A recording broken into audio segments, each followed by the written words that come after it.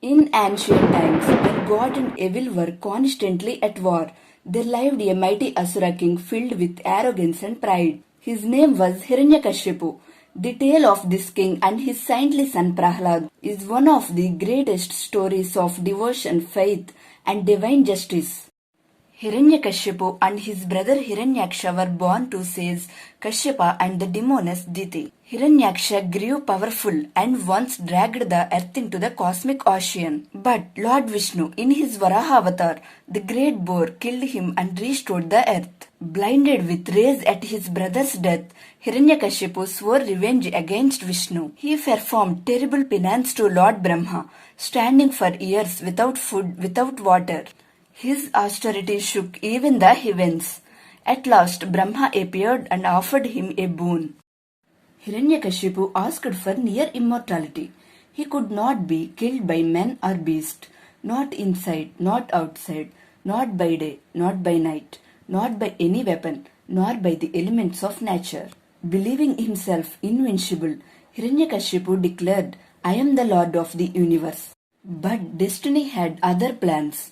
While pregnant, Hiranyakashipu's wife Kayadu stayed in the hermitage of sage Narada. Narada gently taught her about devotion to Lord Vishnu. Inside her womb, the unborn child listened and observed every word. Thus was born Prahlad, not filled with arrogance like his father, but with unshakable faith in Lord Vishnu. As Prahlad grew, his father sent him to the best teachers to learn politics, warfare, and worldly power. But Prahlad's heart was somewhere else. Instead of learning about kingship, he sang the praises of Lord Vishnu. One day, in the royal court, Hiranyakashipu asked, "What you have learned, my son?"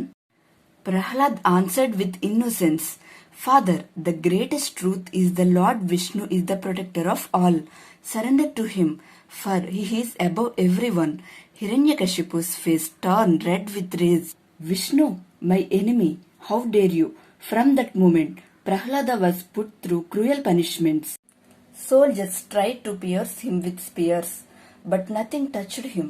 He was thrown into a pit of venomous snakes, but he came out chanting Vishnu's name. He was trampled by elements, poisoned with food, and even thrown off a mountain cliff. At each time, he survived unharmed. Even when bounded and cast into the ocean, the waves carried him safely back to shore. Calm and fearless, the boy only repeated, "Om Namo Bhagavate Vasudevaya." At last, Hiranyakashipu turned to his sister Holika, who had a boon that fire could not burn her. She carried little Prahlad into a blazing fire, confident that flames would consume him. But by divine will, that boon failed. Holika was reduced to ashes, while Prahlad walked out safe and unharmed, chanting Vishnu's holy name. This victory of faith over arrogance became the origin of the festival of Holi, when good triumphs over evil. Finally, Hiranyakashipu could take no more. In burning fury, he dragged Prahlada to a palace pillar. He thundered, "Where is your Vishnu now? Is he in this pillar? Is he in the sky? Is he in the earth?" Prahlada calmly replied, "Yes, father, the Lord is everywhere." In blind rage, Hiranyakashipu struck the pillar with his mace. Suddenly, a deafening roar shook the universe. From the pillar burst Lord Narasimha of man of lion, blazing with divine fury. The gods trembled, the demons screamed, and Narasimha leapt upon Hiranyakashipu. It was twilight, neither day nor night. He dragged the king to the palace threshold, neither inside nor outside. He placed him on his lap, neither on earth nor in the sky, and with his mighty claws, neither weapon nor element, he tore open Hiranyakashipu's chest. The boon was broken, evil was destroyed. The ferocious Narasimha calmly only when Prahlada bowed before him.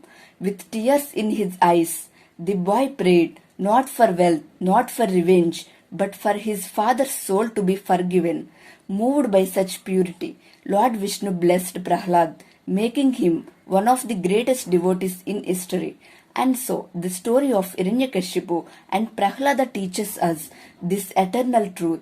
Pride leads to downfall, but true faith and devotion always lead to victory. If you like this story, and please comment Om Namo Bhagavate Vasudevaya.